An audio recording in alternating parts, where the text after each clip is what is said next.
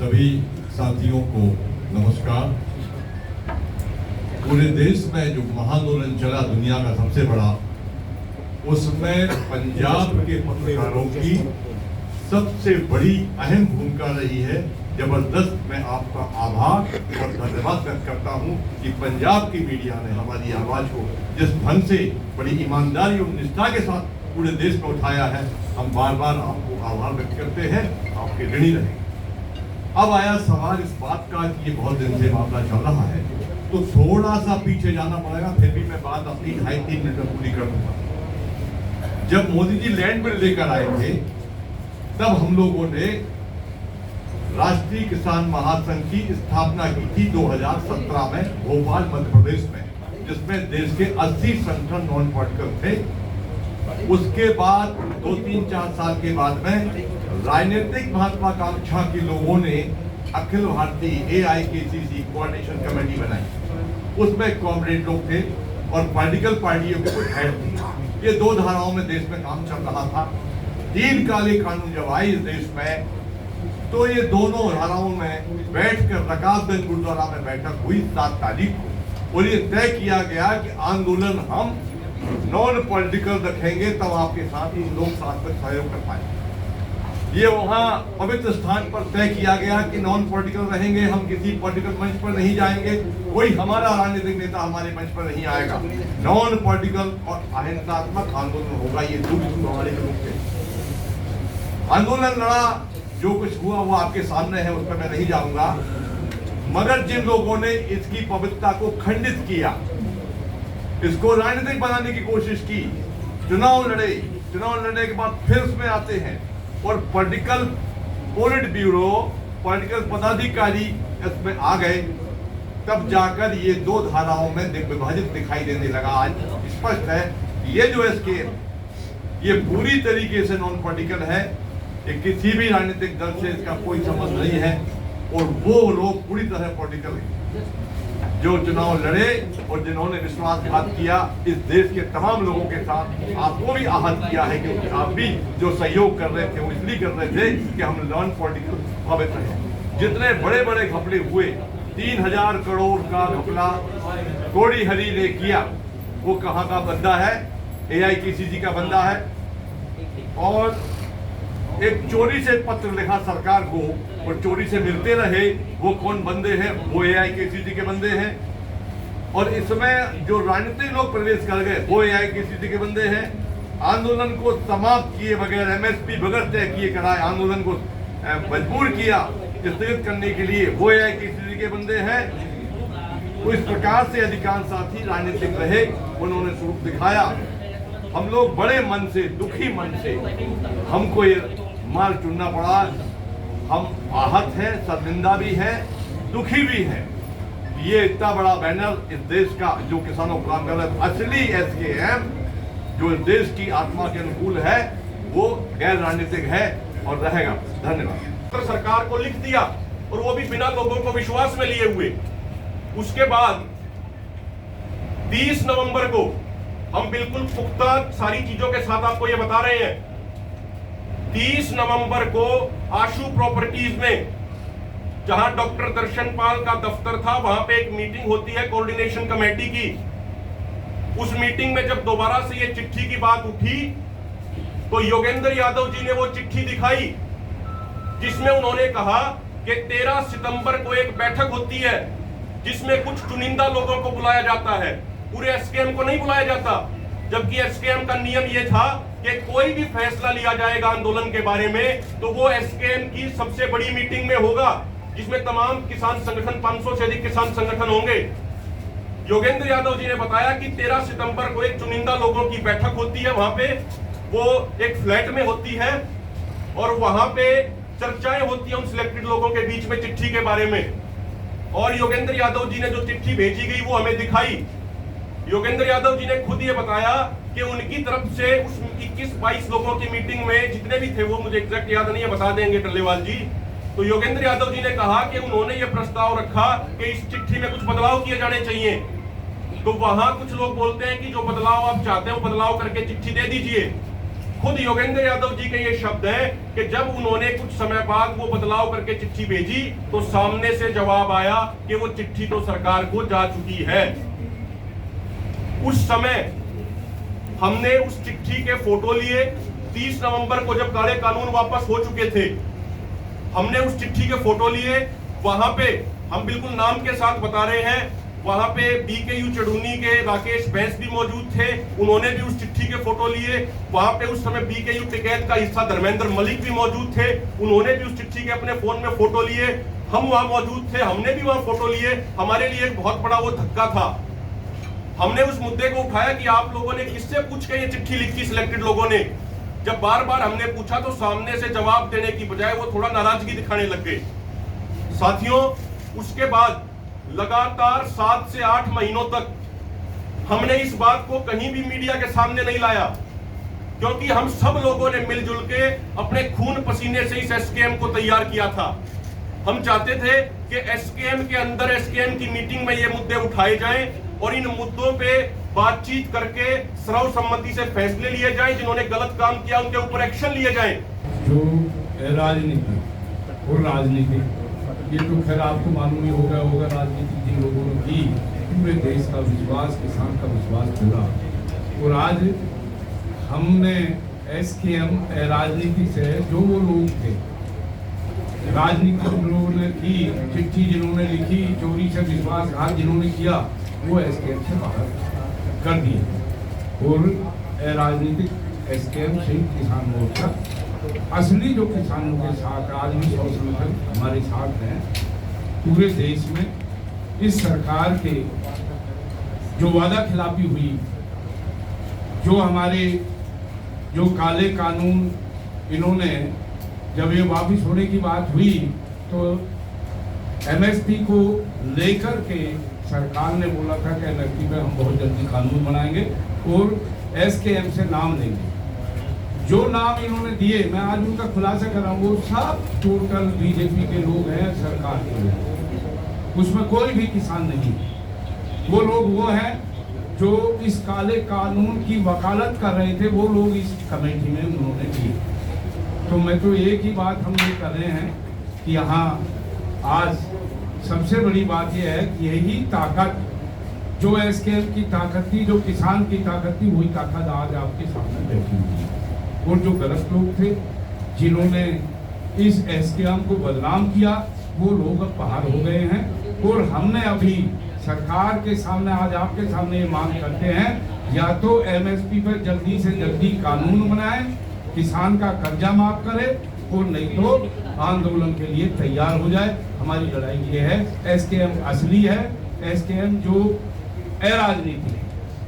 और इसमें से हमने जो पॉलिटिकल लोग थे, चाहे हनन मोला हो, चाहे अपना दर्शन पाल हो, कॉमरेड हो, कोई इस एसकेएम में उनका कोई वो नहीं है, वो बाहर कर दिए हैं। और ये नॉन पॉलिटिकल में उनका कोई लेना देना नहीं।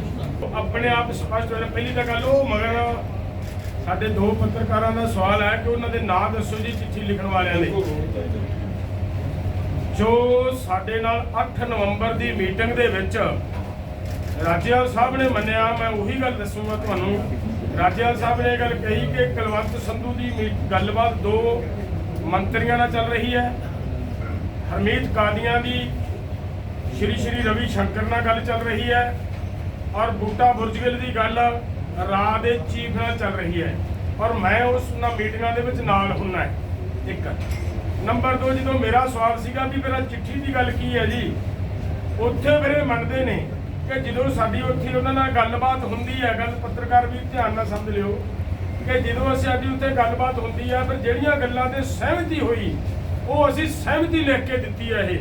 ये चिट्ठी, ਇਹਦਾ मतलब ਉਹਨਾਂ ਚਾਰਾਂ ਨੇ ਇਹ चिट्ठी लिख के ਦਿੱਤੀ। ਇਹ ਗੱਲ ਕਲੀਅਰ। ਹੁਣ ਤੁਹਾਡਾ ਸਵਾਲ ਸੀਗਾ ਕਿ ਉਹਨਾਂ ਦੇ ਵਿੱਚੋਂ ਤੁਹਾਡੇ ਨਾਲ ਕਿਹੜੇ ਨੇ। ਦੇਖੋ ਸਾਡੇ 32 ਜਥੇਬੰਦੀਆਂ ਆ, ਤੁਹਾਡੇ ਕੋਲ ਕਿੰਨੇ ਨੇ? 32 ਚੋਂ ਕੌਣ? ਮੈਂ ਬੇਨਤੀ ਇਹ ਕਰਾਂ, ਜੇਕਰ ਇਹਨੂੰ ਅਸੀਂ ਬਰੀਕੀ 'ਚ ਦੇਖੋਗੇ ਤਾਂ 32 ਦੇ ਵਿੱਚੋਂ ਬਹੁਤ ਸਾਰੀਆਂ ਜਥੇਬੰਦੀਆਂ ਉਹ ਬੈਠੀਆਂ ਨੇ ਜਿਨ੍ਹਾਂ ਨੇ ਆ ਸਾਡੇ 'ਚ ਬੈਠੀਆਂ ਨੇ, ਜਿਹੜੀਆਂ ਜਿਨ੍ਹਾਂ ਨੇ ਜਦੋਂ ਉਹਨਾਂ ਦੇ ਲੀਡਰਾਂ ਨੇ ਅਨਾਉਂਸਮੈਂਟ ਕਰਤੀ ਵੀ ਅਸੀਂ ਚੋਣਾਂ 'ਚ ਜਾਵਾਂਗੇ, ਉਹਨਾਂ ਨੇ ਆਪਦੀਆਂ ਜਥੇਬੰਦੀਆਂ ਨੂੰ ਮਤਲਬ ਸਪਲਿਟ ਹੋ ਗਈਆਂ, ਜਥੇਬੰਦੀਆਂ ਟੁੱਟ ਗਈਆਂ। ਉਹਨਾਂ ਨੇ ਇੱਕ ਹਿੱਸਾ ਜਿਹਨਾਂ ਜਿਹੜੇ ਨਾਨ ਪੋਲੀਟੀਕਲ ਰਹਿਣਾ ਚਾਹੁੰਦੇ ਸੀ ਉਹ ਸਾਡੇ ਨਾਲ ਖੜ ਕੇ, ਜਿਹਦੇ ਸਬੂਤ ਦੇ ਤੌਰ ਦੇ ਉੱਤੇ ਮੈਂ ਇਹ ਕਹਿ ਸਕਦਾ ਕਿ ਬਲਵਿੰਦਰ ਰਾਜੂ ਸਾਡੇ ਨਾਲ ਹੁੰਦਾ ਸੀ, ਪੋਲੀਟੀਕਲ ਚਲਾ ਗਿਆ। ਉਹਨਾਂ ਦਾ ਸਾਥੀ ਉਹ ਖੜੇ ਨੇ, ਕੀ ਨਾ ਤੁਹਾਡਾ ਸ਼ੁਭ ਨਾਮ? ਸਤਨਾਮ ਸਿੰਘ ਜੀ। ਠੀਕ ਆ ਜੀ। ਅਗਲੀ ਗੱਲ, ਭੋਗ ਸਿੰਘ ਮਾਨਸਾ ਦਾ ਮਾਨਸਾ ਸੰਗਠਨ ਸੀ, ਉਹ ਸੰਗਠਨ ਨੇ ਭੋਗ ਸਿੰਘ ਹੀ ਕੱਢਤਾ। ਉਹ ਸੰਗਠਨ ਸਾਡੇ ਨਾਲ ਖੜਾ ਹੈ। ਇਧਰ ਕਾਦੀਆਂ ਵਾਲੇ ਬੈਠੇ ਨੇ, ਕਿੱਥੇ ਨੇ ਉਹ ਬੈਠੇ ਨੇ, ਉਹ ਖੋਸਾ ਸਾਹਿਬ ਆ ਖੜੇ ਨੇ ਤੁਹਾਡੇ ਸਾਹਮਣੇ, ਪੰਗੂ ਸਾਹਿਬ ਹੋਰੀ। ਇਹਨਾਂ ਨੇ ਜਿਸ ਵੇਲੇ ਕਾਦੀਆਂ ਨੇ ਲਾਈਨ ਖਿੱਚੀ ਤੇ ਇਹਨਾਂ ਨੇ ਲਾਈਨ ਖਿੱਚ ਲਈ ਕਿ ਅਸੀਂ ਚੋਣਾਂ ਨਾ ਲੜਨ ਵਾਲਿਆਂ ਦੇ ਵਿੱਚ ਆ, ਚੋਣਾਂ ਲੜਨ ਵਾਲਿਆਂ 'ਚ ਨਹੀਂ। ਮੀਟਿੰਗ ਹੁੰਦੀ ਆ ਜੀ 27 ਅਕਤੂਬਰ ਨੂੰ, 27 ਅਕਤੂਬਰ 2020 ਦਿੱਲੀ ਦੇ ਵਿੱਚ, ਉਸੇ ਹੀ ਗੁਰਦੁਆਰਾ ਰਕਾਬਗੰਜ ਸਾਹਿਬ ਦੇ ਵਿੱਚ। ਔਰ ਉਸ ਮੀਟਿੰਗ ਦੇ ਵਿੱਚ ਬਲਦੇਵ ਸਿੰਘ ਸਿਰਸਾ ਜੀ ਵੀ ਗਏ ਨੇ, ਸਾਡੇ ਬਲਦੇਵ ਕਾਕਾ ਸਿੰਘ ਕੋਟੜਾ ਗਏ ਨੇ। ਔਰ ਉਸ ਮੀਟਿੰਗ ਦੇ ਵਿੱਚ AIKSCC ਨੇ ਮੀਟਿੰਗ ਸੱਦੀ ਸੀ। ਉਹ ਸਾਡੇ ਵੀ ਇਹਨਾਂ ਸਾਰੀਆਂ ਜਥੇਬੰਦੀਆਂ ਨੂੰ ਸੱਦੇ ਤੇ ਅਸੀਂ ਉੱਥੇ ਹੀ ਲਕੀਰ ਖਿੱਚੀ ਸੀ ਕਿ ਅਸੀਂ ਤੁਹਾਡੀ ਇਸ ਕਮੇਟੀ ਨਾਲ ਸਹਿਮਤ ਨਹੀਂ ਆ। ਅਸੀਂ ਉੱਥੇ ਲਕੀਰ ਖਿੱਚੀ ਸੀ ਕਿ ਅਸੀਂ ਇਹਦੇ ਨਾਲ ਸਹਿਮਤ ਨਹੀਂ ਆ। ਮੈਂ ਪੂਰੀ ਕਰ ਦੇਣਾ। ਉੱਥੇ ਕਮੇਟੀ ਕਿਹੜੀ ਬਣੀ? ਉਸ ਕਮੇਟੀ ਦੇ ਵਿੱਚ ਆ ਗਏ ਜੀ ਜੋਗਿੰਦਰ ਯਾਦਵ, ਰਾਜੂ ਸ਼ੈਟੀ, ਇੱਕ ਆ ਗਿਆ VM ਸਿੰਘ, ਇਧਰੋਂ ਆ ਗਏ ਆਪਣਾ ਗੁਰਨਾਮ ਸਿੰਘ ਚੰਨੂਨੀ ਤੇ ਰਾਜੇਵਾਲ ਜੀ। ਇਹ 5 ਆਦਮੀ ਲੜੇ। ਅਸੀਂ ਕਿਹਾ ਵੀ ਅਸੀਂ ਨਾਨ ਪੋਲੀਟੀਕਲ ਵਿਚਾਰ ਵਾਲੇ ਲੋਕ ਆ, ਅਸੀਂ ਸੋਚਾਂਗੇ ਅਸੀਂ ਕੀ ਕਰਨਾ ਹੈ। ਤਾਂ ਉਸ ਤੋਂ ਬਾਅਦ ਸਾਡੀ ਰਾਸ਼ਟਰੀ ਕਿਸਾਨ ਮਹਾਸੰਘ ਦੀ ਮੀਟਿੰਗ ਹੋਣੀ ਸੀ। ਰਾਜੇਵਾਲ ਜੀ ਦੀ ਮੈਨੂੰ ਚਿੱਠੀ ਆਉਂਦੀ ਆ ਔਰ ਉਹ ਚਿੱਠੀ 'ਚ ਲੈ ਕੇ ਕਹਿੰਦੇ ਨੇ ਵੀ ਕਿਰਪਾ ਕਰਕੇ ਇਸ ਥੜੇ ਨੂੰ ਵੀ ਇਸ ਅੰਦੋਲਨ ਦੇ ਵਿੱਚ ਇਨਵੋਲਵ ਕਰਵਾਓ, ਸ਼ਾਮਲ ਕਰਵਾਓ, ਤਾਂ ਕਿ ਆਪਾਂ ਸਰਕਾਰ ਨਾਲ ਲੜਾਈ ਵੱਡੀ ਲੜੀ ਜਾ ਸਕੇ। ਔਰ ਉਹਦੀ ਮੀਟਿੰਗ ਕਰਵਾਈ ਅਸੀਂ ਦੁਬਾਰਾ। ਉਹ ਮੀਟਿੰਗ ਹੁੰਦੀ ਹੈ ਸਾਡੀ 3 ਨਵੰਬਰ ਨੂੰ, ਰਾਸ਼ਟਰੀ ਕਿਸਾਨ ਮਹਾਸੰਘ ਦੀ ਕਰਵਾਉਣੀ ਅਸੀਂ ਉੱਥੇ ਰਕਾਬਗੰਜ 'ਚ ਉਹ ਹੁੰਦੀ ਹੈ। ਉਹਦੇ ਵਿੱਚ ਸਭ ਤੋਂ ਵੱਡਾ ਡੰਡਾ ਸਾਡੇ ਵਾਸਤੇ ਇਹੀ ਅੜਿਆ ਰਿਹਾ ਕਿ ਇਹ ਰਾਜਨੀਤੀ ਕਰਨ ਵਾਲੇ ਲੋਕ ਨੇ, ਅਸੀਂ ਇਹਨਾਂ ਨਾਲ ਕਿਵੇਂ ਕਰਾਂਗੇ।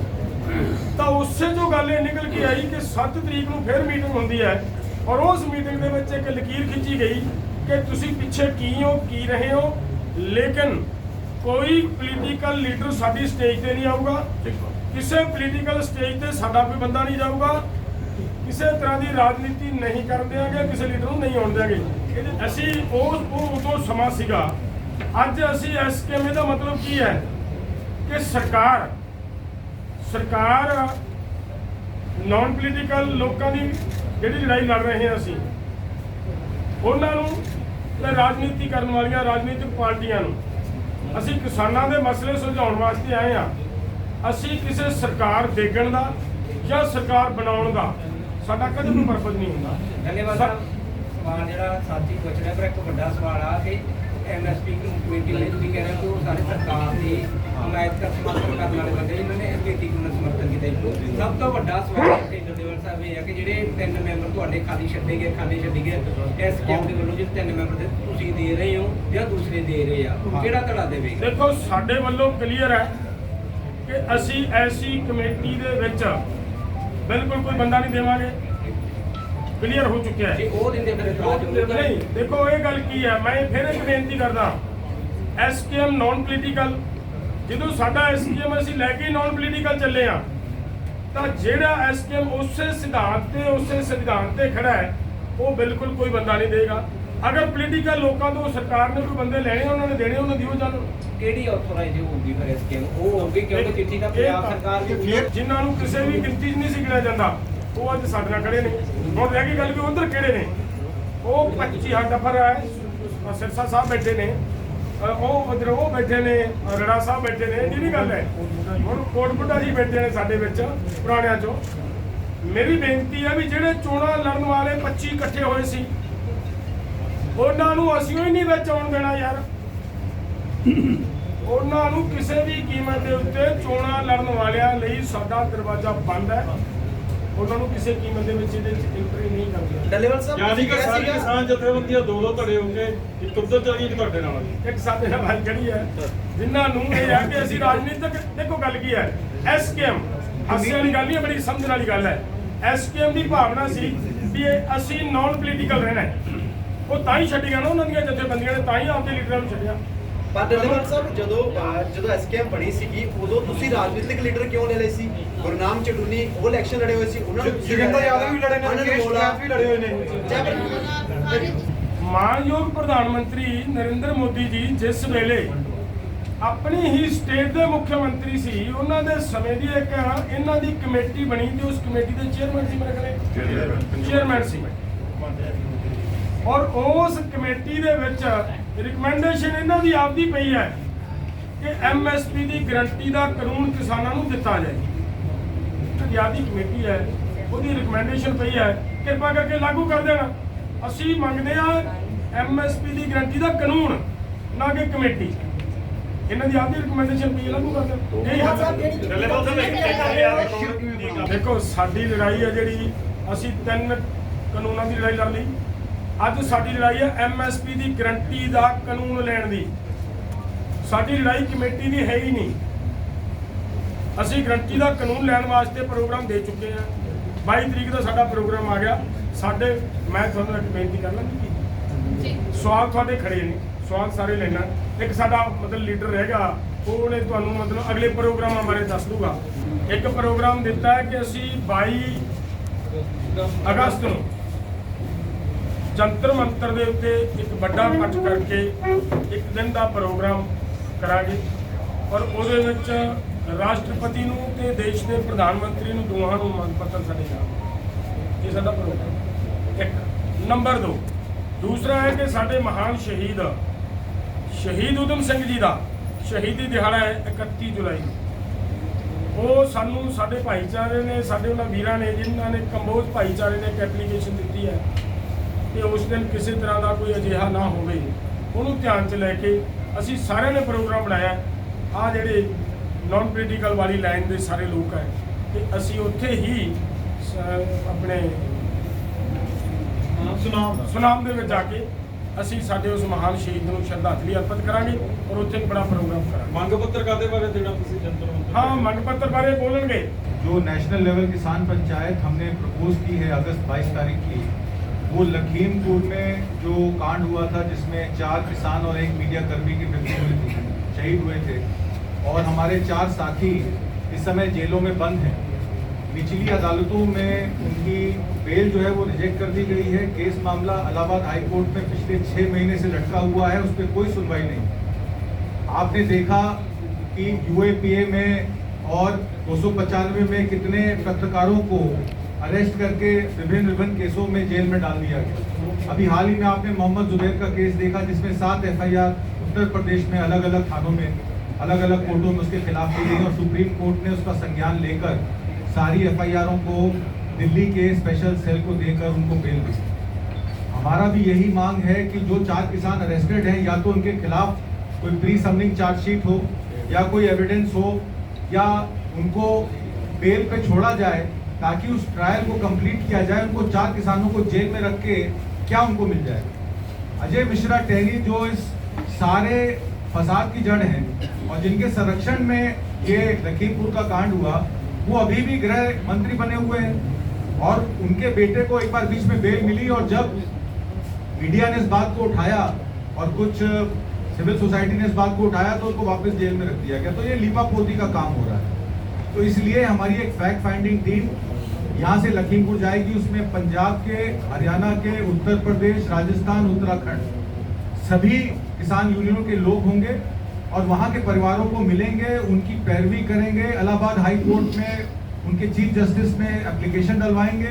अगर मान लीजिए उनकी बेल इलाहाबाद हाई कोर्ट से रिजेक्ट हो जाती है तो SLP डाल के सुप्रीम कोर्ट जाएंगे, क्योंकि उन 4 किसानों को इंसाफ दिलाना बहुत ज़रूरी है जिनका कोई दोष नहीं है, जिनके खिलाफ सबूत है या नहीं है, सरकार को उसको बताना पड़ेगा। यही हमारा 22 तारीख का प्रोग्राम है। और जहाँ तक राज्यपाल जी ने अपना जो बाकी मांगों पर MSP पे एक मैं बात और ऐड कर दूं कि जो MSP की गारंटी का कानून है उसका जो मापदंड तय किया गया था, अभी हाल फिलहाल वो स्वामीनाथन कमीशन रिपोर्ट पे C2+50 पे था कि C2+50 तो इमीडिएट तौर पे लागू हो और उसमें भी अमेंडमेंट्स की ज़रूरत है। इलेक्ट्रिसिटी अमेंडमेंट बिल की जो बात की थी सरकार ने कि हम वो नहीं लेके आएंगे, बिजली का कानून, उसकी भी व्यवस्था जो है अभी तक क्लियर कट नहीं बताया है। कई सारी नए कानून, जैसे कि बताया कक्का जी ने कि किस तरीके से लैंड एक्विजिशन एक्ट को वापस लेकर संसद से लाया जा सकता है,